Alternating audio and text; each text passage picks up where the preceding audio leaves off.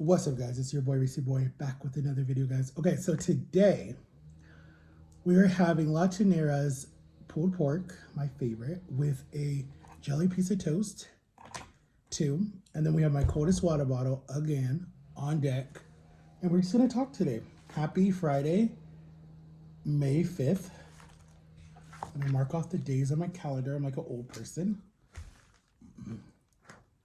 2 days of the So we have 1 week before I'm gone, and then actually no, it's like a week and a half, and then like, dude, literally May is over. Like, May is gonna go so fast, and then it's my birthday month, and then it's a year since my grandpa died, so that's gonna be like really crazy for me.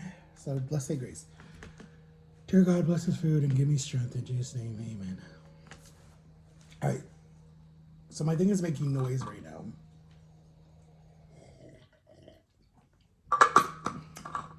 It's sour. All right, so this is my favorite type of Crystal Light.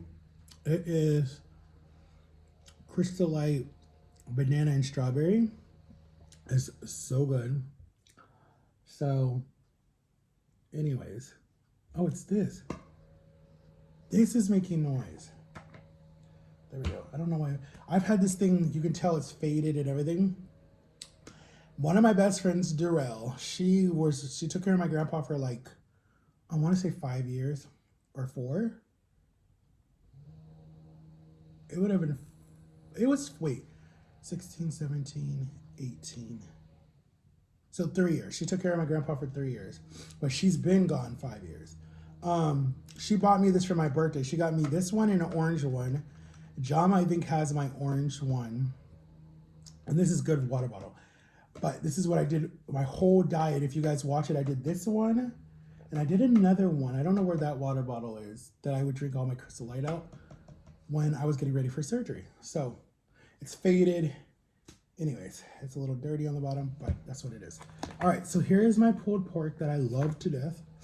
I'm a fatty, guys. I know. That's what we're going to talk about today in today's YouTube video, guys. We're going to talk about depression. We're going to talk about being used and not even knowing you're being used. All right? Because I was watching this show yesterday on the ID channel. I live for the ID channel. I didn't even know there was a channel about crime. Just because of like what I went through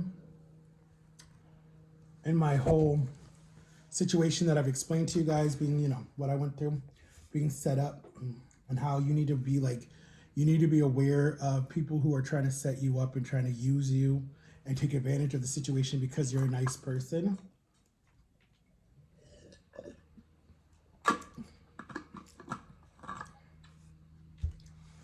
Basically, the red flags are when someone's trying to use you. It's when they ask you for stuff, but they never do anything for you. Like, they don't buy you nothing. They don't try to spend time with you. They don't try to, they don't try to spend, you know, they don't try to buy like anything for you. They just use you.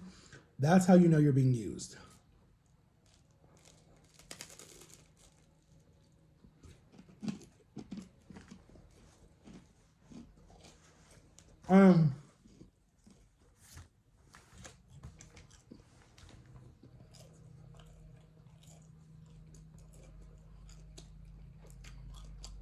In relationships, how you know you're being used is if you're the person that calls them all the time and talk to them every day, and you're the one that says, good morning, how are you, and they're not responding right away, and you're the one that says, hey, let's go do this weekend, hey, let's do this, they don't respond to you, and they're just like, oh, I'm busy, I don't want to do that. That's a red flag. You're being used. And then I'm trying to think the other way you're being used. If they're just like not responding, they don't want to be with you, they don't talk to you that much, they only talk to you when it's convenient to them, that's a red flag. You're being used. In a lot of my early relationships, I was being used by a lot of different people. Like, I had people, you have that one person, that one friend that's like, wants to hang out with you when it's convenient to them, like when they're bored or they're in trouble, but their parents, like, I was always the, okay, I'll say it like this. I was always the kid that the parents loved and were like, you know what?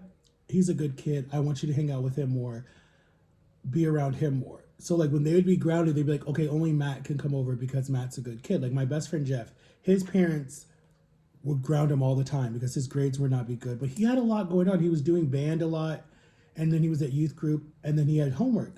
And he just couldn't focus. And so he was always grounded because his grades were always bad. And they're like, you're not going to graduate. So when he'd be grounded and stuff, and we'd have plans for the weekend, like, because I could only see him like literally like Friday, Saturday, and Sunday because I would see him at church. So I would go and spend the night, but I would go to his football game and then spend the night afterwards, you know, whenever I wasn't playing football. So when my school would play his school, what would happen is instead of me riding the bus home with my school and having someone pick me up from my school, I would just stay after the game, and he drove, so I would just like hang out with him, and then we would like come home or whatever to his house. So I was like the kid that was only allowed to stay the night because his parents trusted me. His mom was a doctor, so she worked nights, and his stepdad was working nights too. And then his sister would always be there or whatever, and so it'd just be like the three of us. And they trusted me because they were like, oh, Matt's a good person. He's a good influence on you. Like his mom would be like, do the dishes, and he'd be too busy being on MySpace because that was popular at the time, and he wasn't supposed to have it. So he would sneak on it. And I'd be doing the dishes in the background when she would call him, like, did you do the dishes? And she's like, Matt better not have done the dishes. But she never knew. So I would do the dishes. And then the stepdad would always leave us with some money.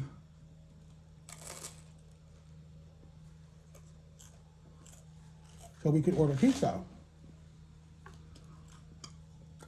Or go to McDonald's or go to Wendy's or whatever.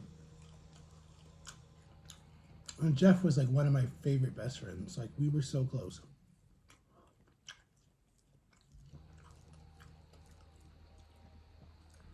But he never used me. Ever. Ever. He was my best friend. Like for real, for real. I messed up that friendship. He did. To this day, he still won't talk to me. Because I told one of his secrets, and yeah, I was such a drama queen when I was in high school. It wasn't even funny. I was such a, anyways, I can't say that word on YouTube. But, and then when I was with my ex, she loved me. In her own way, she loved me. Yes, she cheated on me left and right. But at the end of the day, she loved me. She stood by me when I went through that whole court situation. She didn't have to. She never questioned my innocence at all. She knew I was innocent. She knew my character.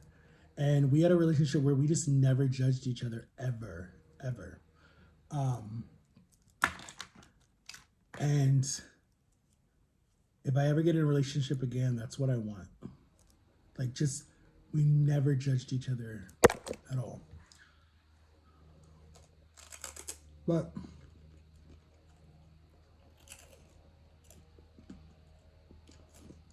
loyalty is number one.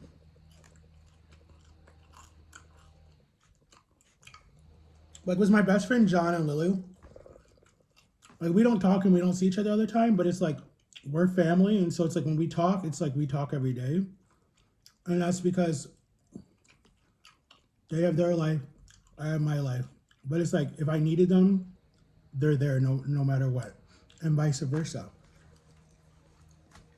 We're family. Like we don't even, we're just family. Like, we've been through so much. We're family. Like, that's my brother for the rest of my life. Like, when I get married, best man, number one. But I have like a lineup of best man that I want at my wedding. If I ever get married. But like, that's family, no matter what. And then like with Jama's been like ride or die from 2014. I mean, 11 years. She stood by me. And she didn't have to. She could have been out when my family started going against her. That's a whole nother story. For a whole nother. It's on my channel already if you guys want to see the story. It's already out there. Already out there. But in young relationships, when you're dating someone and you're young and the person uses you, in a relationship, you got to be careful because it's got to be both sides. It can't be one person putting all the effort into the relationship and the other person not putting in any, because that right there is not good. That's how you get used, and that's not good. I've done that. I think in all my relationships, I put 100% into it, and the other person did. And why is the fucking phone ringing? Nobody, a salesperson. I think I put all my effort into it, and the other person did not in all my relationships. Except when I dated Caitlin, who I was a freshman, she was a senior. She's a doctor now. This is when I lived in Ohio. And she truly loved me. I know she did. I know she truly loved me. The only reason we broke up was because she graduated and I was still in high school. And we didn't want to do a far distance relationship. And then when I moved here is the only reason we broke up. But we stayed friends. We're still friends to this day. We talk sometimes on Facebook. But yeah, she has like 2 kids now. She married a lawyer and she's happy. And she was Indian, so I dated someone that was Indian. And I learned the culture really well. But we were raised differently, so it would have been 2 different beliefs. But I don't know if I would have married into her belief or what. I don't know how that would have worked. But she was my first true love. My first true love was Caitlin. We would probably still be together today if I didn't move out of Ohio. But I love you guys. Thank you for watching. Make sure to like and subscribe. And I'm going to start bringing back my mukbang breakfast again and go from there. But make sure to like and subscribe. Turn on my notification bell. I just said that. And go watch my sister bought me McDonald's or whatever it is, or pizza. I don't remember what their video was. McDonald's breakfast one. Let's see if we can get it to 1K, guys. We're doing really good. It's at 3 something right now. And I'll see you guys later. Peace.